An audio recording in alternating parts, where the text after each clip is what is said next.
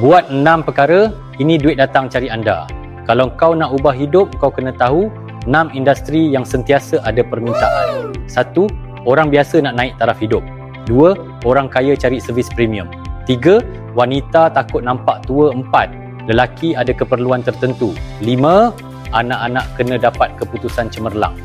6. Orang tua nak hidup lebih sihat dan lama, tapi tahu trend saja tak cukup. Kalau suka tips, saya cepat komen suka dan tekan love, save, share supaya kawan pun dapat manfaat. Nak niaga bersama Sean? Klik link dalam bio atau klik learn more.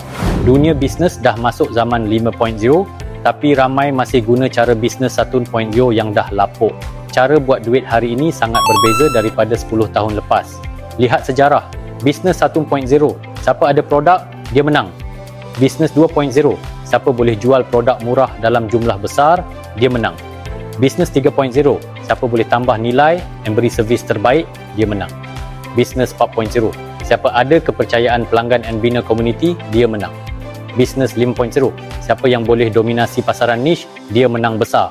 Sekarang bukan lagi soal siapa paling kuat kerja, tapi siapa paling bijak guna strategi. Nak tahu cara buat duit zaman 5.0 ni? Tinggalkan komen saya nak tahu dan klik link di bio.